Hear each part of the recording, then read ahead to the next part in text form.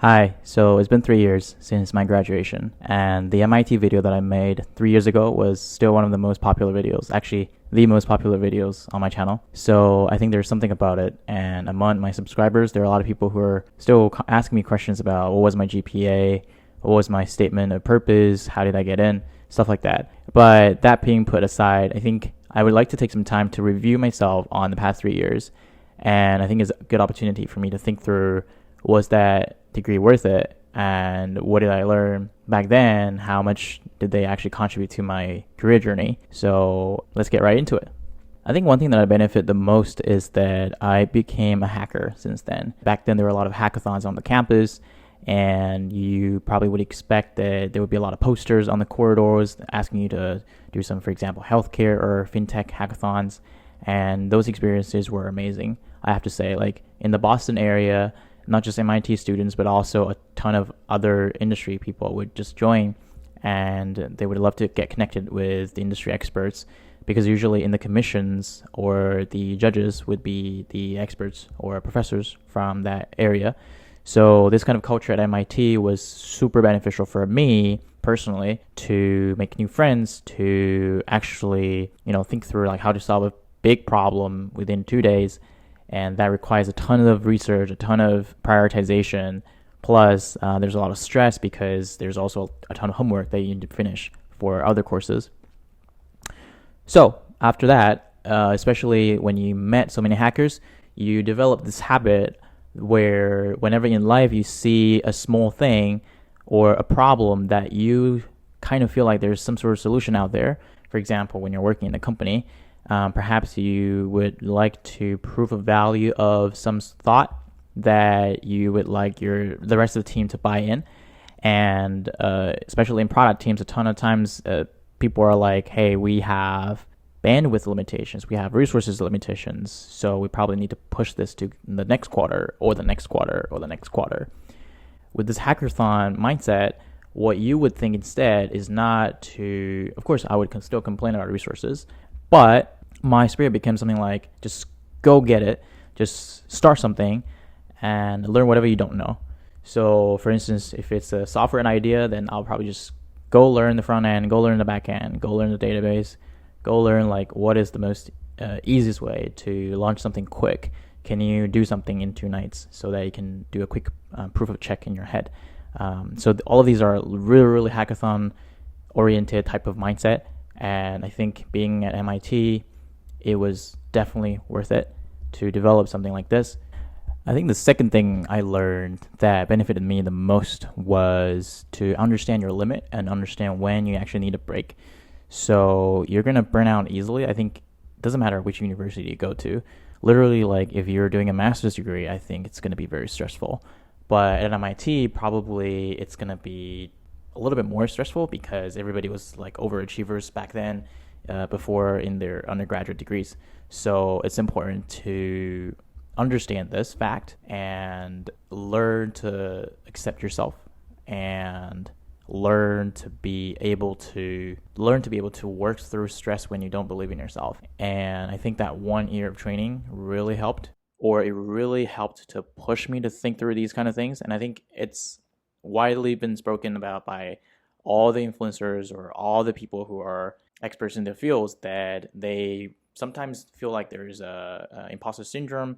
Sometimes they mention that they feel like they're not as competitive enough, and then they work hard, and then they don't believe in themselves, and then they have to accept themselves at some point, lower their expectation, and then work through it.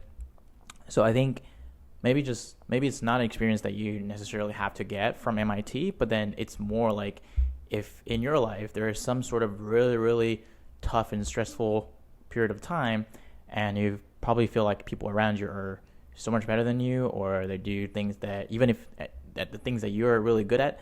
For example, if you're good at coding, at MIT probably there's another teenager who's way better at coding than you, but then they're like 5 years younger than you. That's possible.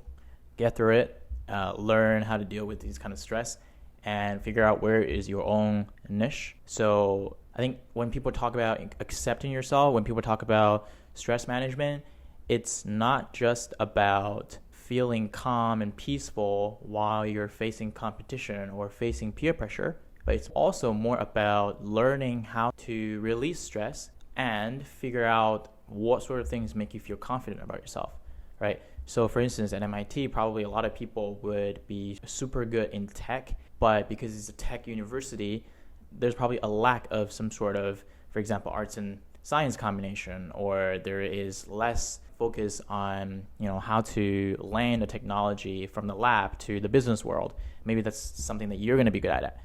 Or, for example, in terms of how do you explain a specific tech to the wider audience in plain English, this is probably something that you could be good at or you could be excel at. So when it comes to understanding where your limit is, the best solution or the best medication, in my opinion, to keep a good psychological health level is to find what makes you feel confident, and also try to think through what makes the most reasonable sense for you to strive for excellence, because everybody's determination for excellency is different, right?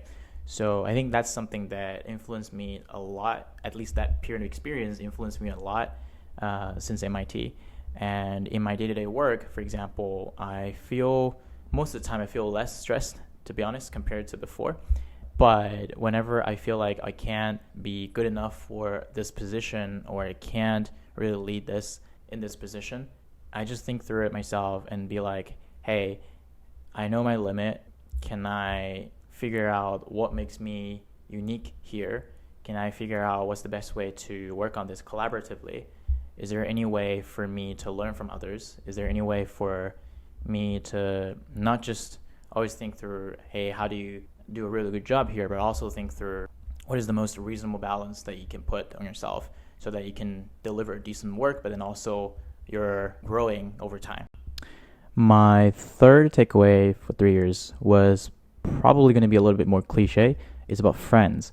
And I think my friendship that I made back then in Boston was most of the time lifelong friendship, because of the fact that I think it's also very similar to, I guess, military. I've never been in the military, but then I know, for example, if you're soldiers together and fighting through a war, you probably have this stronger bond with each other. And similarly, when you work through like a lot of stressful work with your classmates or with your project mates, you probably remember these people by heart, right? And then you learn a ton from them. So if I look back, I think these extraordinary friends really helped push me up to another level in terms of peer pressure. So everyone's definition for peer pressure differs every year, or it also changes over time, right? When you have seen so many extraordinary people at one place, you realize that there's no point to have peer pressure, even if it's unnatural for us to not have peer pressure. We always would care about people around us and their behaviors or their achievement or their relationships, their work would affect how we think about ourselves. So peer pressure is a thing that we need to accept that exists. But it's very, very important to realize that if you do think about peer pressure negatively, it's going to trouble you for a long time. But if you do think about peer pressure as a positive thing, or get used to it, learn how to live with it, that's the best takeaway to keep up with a lot of the friends who are extraordinary in all sorts of fields. So what I mean by that, to give you an example, what I mean by that is, for instance, you would constantly hear great news about people who you went to the same class with, or people who you worked through hackathons with, in terms of their academia achievement, in terms of their achievement in career, their entrepreneurship, startups, achievement, stuff like that. To be genuinely cheering for them deep inside helps you to keep yourself in the loop and keep yourself in that good cycle where you would have these external incentives that make your brain feel excited about new things in the outside world. It sounds really complicated, but for instance, people like to take the easy path. Always. It's our human nature that determine this. But if you can get used to the fact that the friends you made back then are currently making great progress or they're still staying curious about this world, you naturally also do something like that, right? So if a friend always talks to you about, very, very excited, talk to you about how much innovation these days there are in healthcare, how much innovation there is if you test this idea with this experiment, you would feel excited about their work, and also you would feel excited about what's going on in this world. I think that's very, very unique among the MIT tech communities, because people naturally get in touch with the most advanced state-of-the-art technologies, businesses, entrepreneurship ideas. These awesome friends would be sort of the reason or the subconscious push that would keep you in this game, right? But you could also argue that you don't want to be part of this. You want a more peaceful and then less stressful life. But I think at the end of the day, we're all going to be receiving pressure and stress from things that we naturally care about or things that are around us. So you can't avoid that anyways. And if you would like to push yourself to the next level, it's actually super helpful to surround you with extraordinary friends who also constantly encourage themselves to try something new. So I really appreciate that. And thank you, folks, for being wonderful friends with me. Last but not least, I would like to talk about the reputation and the brand names. So MIT, Harvard, Stanford, these schools obviously have a strong brand name all over the world, and it's going to open up a lot of doors for you. For example, if you are looking for your first job, especially during a really tough employment period of time, having a good name, having a good brand is going to help. So it's the same everywhere else. If you switch companies as well, if you previously worked at a really prestigious company, your likelihood of landing the next job is higher than people who didn't, right? So these are natural things that we all understand. But I would like to talk about something that's hidden behind the scenes. So I went through the hackathon stuff, and I mentioned that there would be judges from industry experts. So you would get to network and connect with these people. That's one benefit, which is network. And I think that's also a little bit cliche to talk about, that these prestigious schools or prestigious companies would bring you these kind of network. But oftentimes, if you do not stay actively in this community and go talk to them, they probably wouldn't just reach out to you by themselves, right? Because think about it. There are probably thousands and thousands of people graduating every year. So imagine for 10 years of time, there's tens of thousands, if not hundreds of thousands of people from these schools with these brand names. So actually, the natural brand name, it's like the price of gold, right? When people discover more gold, the price of gold just drops. So I think one takeaway for me in the past 3 years is that do not take this brand name too seriously, even though it does help you open up a lot of doors. For example, it helped me with my first YouTube video. I got a lot of attention because of that. But I think in order to really leverage this, or in order to make the most out of it, it's always about you being really active in networking, you being really mindful about it's not just about where you're from, it's more about what you have done after that. And those kind of things would define who you are, right? So if you always just tell people, hey, I'm from this school, I'm from this company, over time it's not going to work anymore. You got to show them, hey, I have worked through these kind of projects, I have led through these, I was sharing my opinions on this topic. That makes you different, that makes you unique, and that makes you stand out among the people with the same brand names. So another example would be if you are an entrepreneur and you are pitching to investors.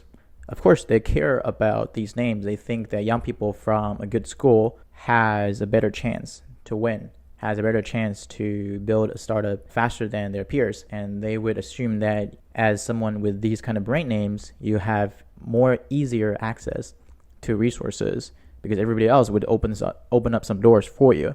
But you know what? There are lots and lots of Harvard grads, Stanford grads who are claiming that they're starting a startup, MIT as well. But how many of them actually end up building something that's really, really great, right? So investors these days, definitely they would love to talk to you. But if you don't have traction of users, if you don't have a good product market fit, if you haven't even like did any ideation discovery phase to prove a value, you're not going to get money. You're just not going to get investment. It's way over the time when like the internet bubble just collapsed, and then when it restarted again, like one PowerPoint can bring you lots and lots of fun. The past 3 years taught me one lesson, which is you need to think about these brand names more rationally and think about that as something that you can stand on to have a better horizon and have a better view on this world. But still, you need to figure out where is your unique position in this world such that the brand name and your hard work would contribute to each other to make you truly free.